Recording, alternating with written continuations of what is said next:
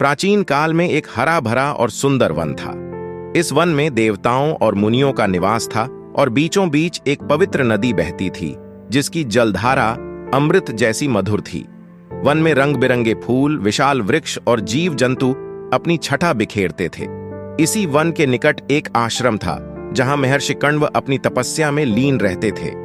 कण्व मुनि का तप इतना गहरा था कि उन्होंने संसार के हर भौतिक आकर्षण से अपने मन को मुक्त कर लिया था। वे प्रकृति के इस रमणीय सौंदर्य के बीच एकाग्रता से साधना में लीन रहते थे।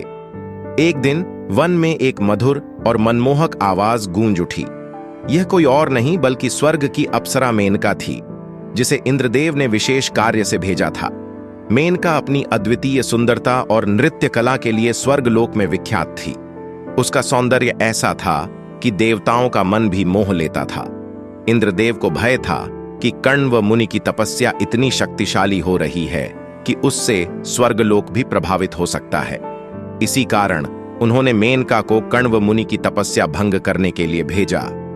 मेनका धीरे धीरे नदी के किनारे पहुंची जहां कण्व मुनि ध्यान में स्थिर थे।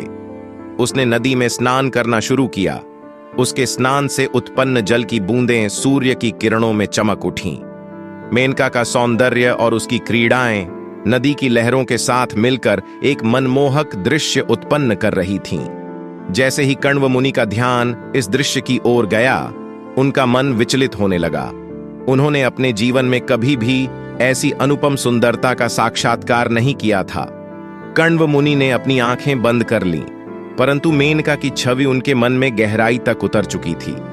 मेनका की मधुर हंसी और सुंदरता ने कण्व मुनि के संयम को चुनौती दी। उनकी तपस्या टूटने लगी और वे मेनका के प्रति आकर्षित हो गए। उन्होंने अपने हृदय में एक नई भावना का संचार होते हुए महसूस किया, जिसे उन्होंने पहले कभी अनुभव नहीं किया था। मेनका भी कण्व मुनि के इस परिवर्तन को महसूस कर रही थी। उसने अपने नृत्य और सौंदर्य का प्रदर्शन जारी रखा, जिससे कण्व मुनि और भी अधिक प्रभावित होने लगे। धीरे धीरे मेनका के हृदय में भी एक नई भावना का जन्म हुआ। वह केवल मुनि की तपस्या भंग करने के उद्देश्य से आई थी, परंतु अब वह स्वयं कण्व मुनि के प्रति आकर्षित हो गई थी। मेनका ने देखा कि कण्व मुनि का तप केवल उनकी शक्ति का स्रोत नहीं था, बल्कि उनके भीतर एक गहरी मानवता और प्रेम की भावना भी थी। कण्व मुनि ने अंततः अपनी तपस्या छोड़ दी और मेनका के पास पहुंचे। उन्होंने कहा, हे देवी, तुम कौन हो और मेरे पास क्यों आई हो? मेनका ने विनम्रता से अपनी पहचान बताई और कहा, मैं इंद्रदेव की आज्ञा से आपकी तपस्या को भंग करने आई थी, परंतु अब मैं स्वयं आपके प्रेम में बंध चुकी हूं। कण्व मुनि ने मेनका को क्षमा कर दिया और कहा, प्रेम एक ऐसी शक्ति है जो देवताओं और मुनियों को भी वश में कर लेती है। यह प्रकृति का नियम है कि पुरुष और स्त्री एक दूसरे के प्रति आकर्षित होते हैं।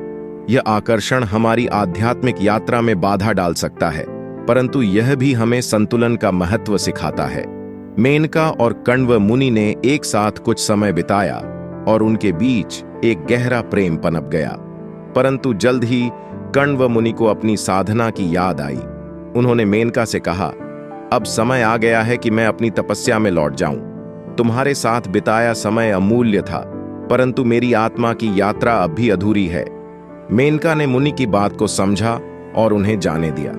उसने यह जान लिया था कि कण्व मुनि का वास्तविक स्थान उनकी तपस्या में ही है।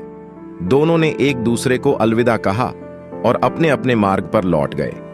कण्व मुनि फिर से अपनी तपस्या में लीन हो गए और मेनका स्वर्ग लौट गई। इस कहानी से हमें यह शिक्षा मिलती है कि पुरुष और स्त्री का एक दूसरे के प्रति आकर्षण प्राकृतिक नियम है। यह आकर्षण जीवन में संतुलन बनाए रखने के लिए आवश्यक है। यह कभी कभी हमें हमारे उद्देश्य से भटका सकता है, परंतु यह प्रेम, करुणा और समझ का अनुभव भी कराता है। अंततः यह हमारे ऊपर निर्भर करता है कि हम इस आकर्षण को किस प्रकार समझते और नियंत्रित करते हैं। इस कथा से यह भी पता चलता है कि प्रेम और तपस्या के बीच संतुलन बनाए रखना जीवन को पूर्णता प्रदान करता है। अगर वीडियो अच्छी लगे तो चैनल को लाइक, शेयर और सब्सक्राइब करें। फिर मिलेंगे किसी ऐसे ही वीडियो के साथ।